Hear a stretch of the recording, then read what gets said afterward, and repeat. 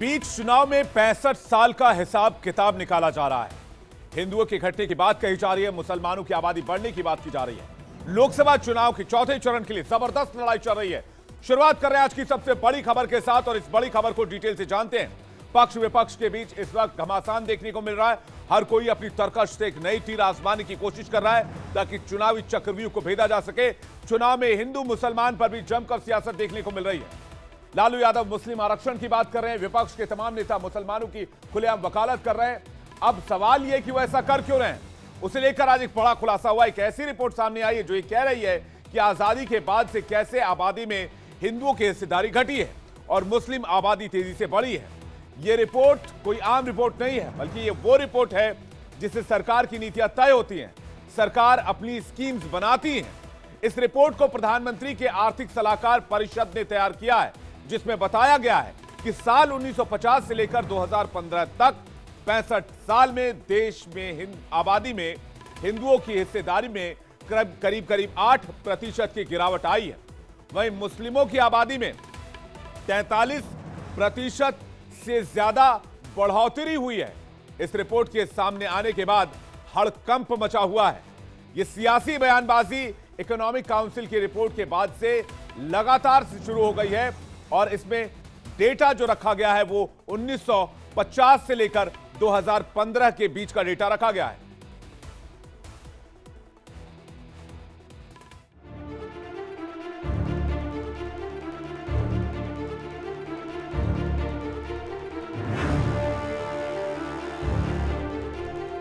भारत के सनातन को खत्म करने की एक साजिश भी है।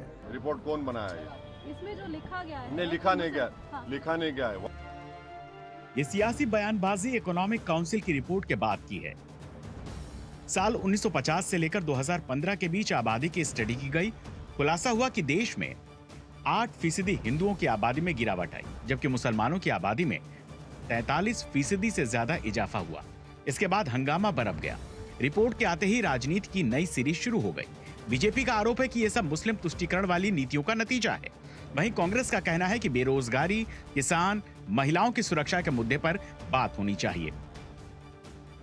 गंभीर चिंता की बात है और ये जो जनसंख्या का असंतुलन है, हिंदू की आबादी घटे और मुस्लिम की आबादी बढ़े, यह कांग्रेस की मुस्लिम तुष्टीकरण की राजनीति के कारण से हुआ है।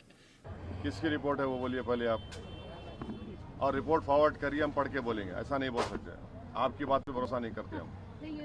नहीं, रिपोर्ट किसकी है ये? रिपोर्ट कौन बनाया है ये? इसमें जो लिखा गया है नहीं, लिखा नहीं गया। हाँ। लिखा नहीं गया है। व्हाट्सएप यूनिवर्सिटी का तो नहीं चलेंगे। रिपोर्ट किसने बनाई, किसकी रिपोर्ट है बताइए। आपको लगता है कि नहीं, मेरे को लगना नहीं लगने का सवाल नहीं है। रिपोर्ट किसकी है? इस रिपोर्ट को लेकर केंद्रीय मंत्री गिरिराज सिंह ने कांग्रेस पर निशाना साधा और कहा कि कांग्रेस ने देश को धर्मशाला बना दिया।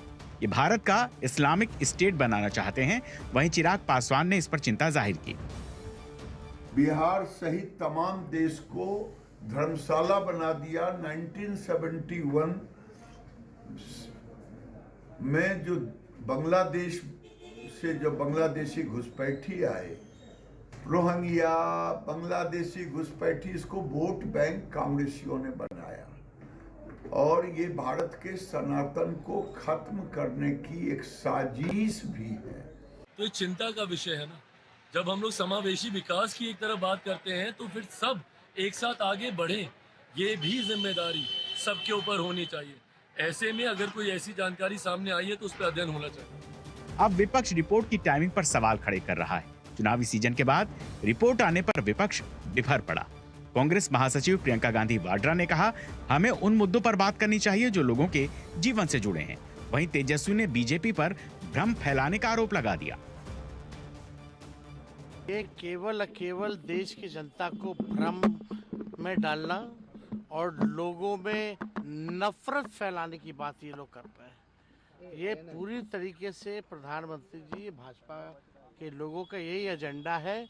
10 साल तक इन्होंने लोगों को ठगा है और फिर ठगना चाहते हैं। हम मुद्दे पे बात नहीं कर रहे हैं, लेकिन आप तो देख रहे हैं कि रोज रोज हम ही मुद्दों पे बात कर रहे हैं।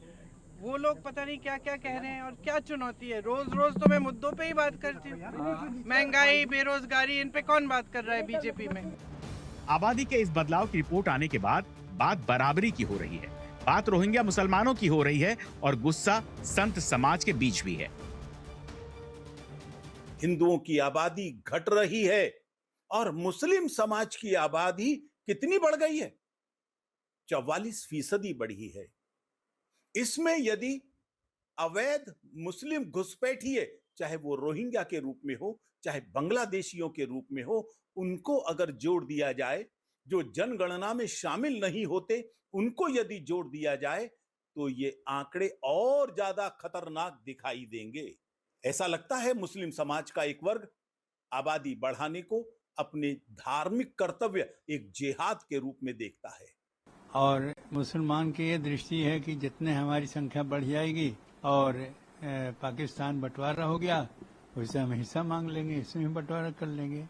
उनकी दृष्टि में यह भारत को ही इस्लामिक देश करने की घोषणा भी एक बार 2 बार कर चुके हैं, तो इसका परिणाम जो होगा हिंदुओं के लिए और हमारे देश के लिए बहुत घातक होगा। प्रधानमंत्री की आर्थिक सलाहकार परिषद स्टडी के मुताबिक भारत में हिंदू आबादी कम हो गई है, जबकि मुसलमान, ईसाई, बौद्ध और सिखों समेत अल्पसंख्यकों की हिस्सेदारी बढ़ गई है। चौथे चरण से पहले इस रिपोर्ट ने नए सवाल को जन्म दिया है। देखना होगा चुनाव में इसका असर क्या होता है।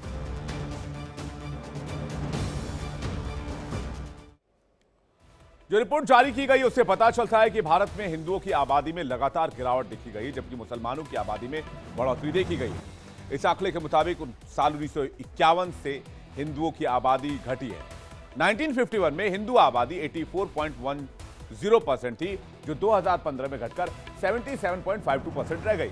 अब ये आंकड़े मैं आपको बड़ी स्क्रीन पे दिखाता हूं। अब इसमें आप देखिए 1951 में जो हिंदू था वो 84.10% है, जबकि 2015 में 77.52% रह गया।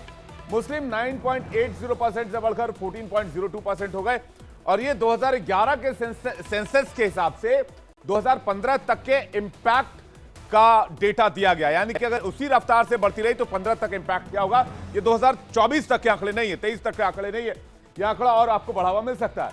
जबकि सिखों की आबादी 1.24% से बढ़कर 1.85% हुई है। ठीक इसी तरह ईसाई की आबादी 2.24 से बढ़कर 2.36% हुई है, यानी दोनों धर्मों में मामूली बढ़ोतरी देखने को मिलती है, बहुत ज्यादा बढ़ोतरी नहीं देखने को मिलती है। अब जरा इन आंकड़ों को देखें तो पता चलता है कि इन सालों में हिंदुओं की आबादी में 7.82% की कमी आई, जबकि मुसलमानों की आबादी बढ़ गई। इस रिपोर्ट में सिर्फ भारत ही नहीं बल्कि विश्व के 167 देशों का 65 सालों का डेटा दिखाया गया है। अब देखिए कि 65 साल में क्या अंतर आया है। हिंदुओं की आबादी 7.82% से डिक्लाइन हो रही है, मुसलमानों की आबादी 43.15% से इंक्लाइन हो रही है, ऊपर जा रही है। सिखों की आबादी 6.58% से बढ़ी है और ईसाई की आबादी 5.38% से बढ़ी है, इजाफा हुआ है।